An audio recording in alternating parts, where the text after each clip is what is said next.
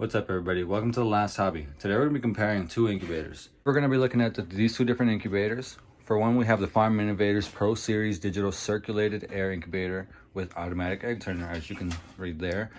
This one, basically, as you can see, it's the model 4250. The only difference between this one and the 2450 is that this one has the plastic shell going over the styrofoam, which is a good addition. I did like that, so it's pretty cool. And then for each one of these sets, we did get the quail rails, of course. The other one is the Little Giant Deluxe Incubator, which is the 11300. It's right over there, and got the other one right next to it. Basically, these are both digital, both forced air incubators. They both hold the same amount of eggs. They actually have the exact same egg turner inside of them, but they won't tell you that. And yeah, we're gonna go ahead and take a look at them. If we look over here, this is where I've got them plugged in. This is in my office. I've had this one plugged in for a few weeks already, and basically today they're going to go into lockdown right after this, and then this one is actually about to get some eggs over there. I just picked up 10 dozen to throw in there, and yeah, I just got it, so it's my first time using it. As of now, basically I got all of these eggs are from the same breeder. The breeder wasn't confident in his fertility, but I took them anyway, and they've turned out pretty good. So we'll see how the hatch goes. And then this one, obviously, if they're going in today, we'll see in about 18, 19, 20 days.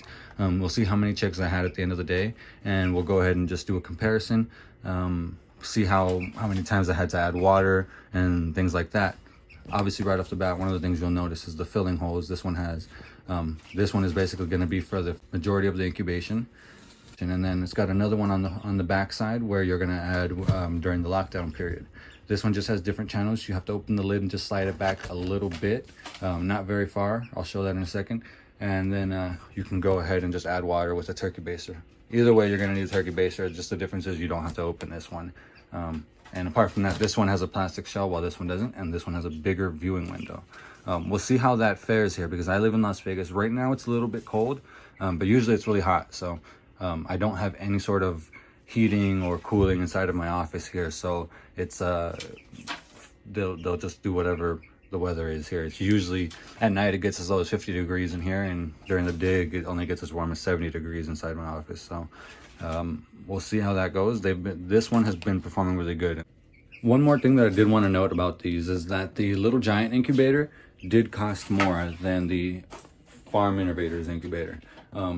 I don't know why. I feel this one, even the Farm Innovators, has a plastic shell. I bought them both on Amazon, and I bought the quail rails separately. One of them cost $3 more than the other, and they're the exact same. I just went with it just because, hey, you never know. But yeah, I got the Farm Innovators incubator for about $127, and the quail rails for another $20, and the Little Giant incubator for $146, and the quail rails for another $20 on top of that.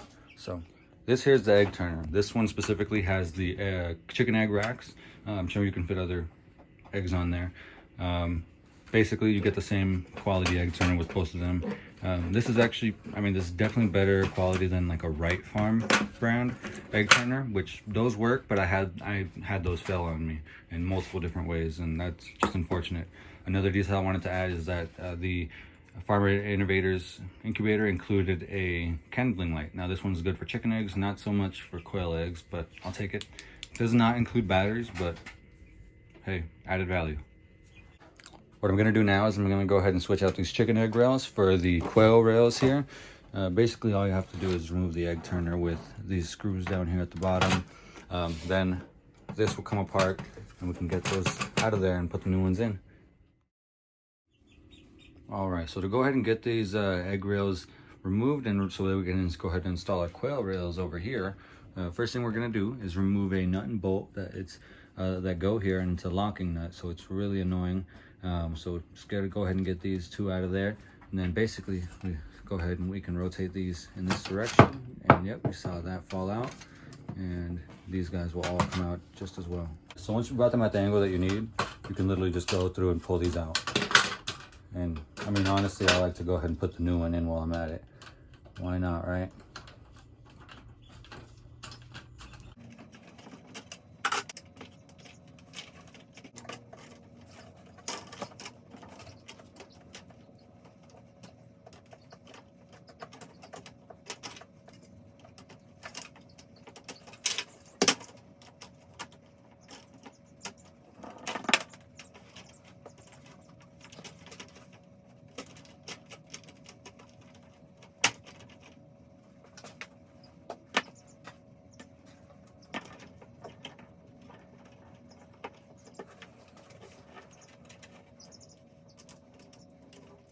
All right, so we got the egg turner back on. This is literally ready to go. Just got to go ahead and throw the eggs in and throw them in the incubator. Now, one cool feature about this is this one has the day counter, while this one does not. So there's that, and then this one has this little red light to let you know when there's non-ideal temperatures or conditions inside of there. So it's just a cool little warning light. Both of them have 2 holes on top. Both of them have really similar heating elements, but definitely the same style. Both of them have a fan on the inside. So yeah, we'll see how this goes. Oh.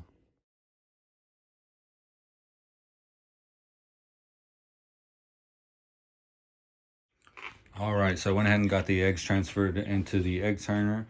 As with any breeder, I got a few extra eggs. Luckily, there was only 1 damaged egg, so I've got 4 extra eggs. We'll see if I can fit them in there somewhere. I don't really want to turn them myself.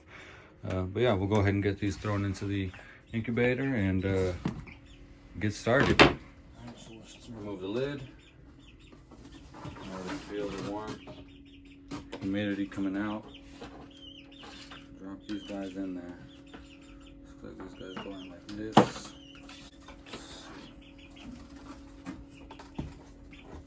So as it is now, I've already had these guys preheating, the incubator preheating for quite a while, almost 24 hours. On the instructions, they only recommend 8 hours, but obviously that's at our discretion.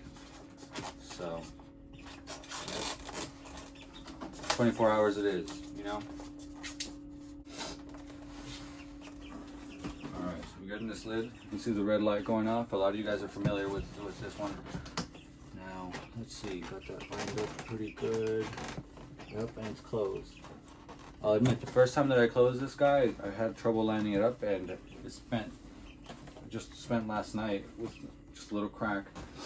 The little giant incubator is definitely easier to close, but this is going to be cooler. When they hatch, I'm going to have a better view. We'll see. Now, another thing to consider is, for example, like I said, these are both kits. I paid about 150 plus the quail rails, so 170 for the little giant, and then 127 plus 20s, 150 for the farm innovators. So basically, these are still pretty expensive. Now, when it comes to the little giant incubator, you can just get a still air incubator for about $55 and order fans for about $5 more, and put 1 fan in there and you're good to go. Which I did that. I have 2 more still air incubators on the way, and I'm going to be adding them here as another incubator and a hatcher. So we'll add that later on, but for now, we're comparing these two, and we will be doing another comparison compared to the still air, and just see what we can do with that. But for now, the next video you'll see is the hatch rate of the little giant incubator, and then after that we're going to do another one in about 20 days, in about 20 days of the farm innovators. So stay tuned for that, and yeah, let me know if you have any questions or comments, and I'll get back to you.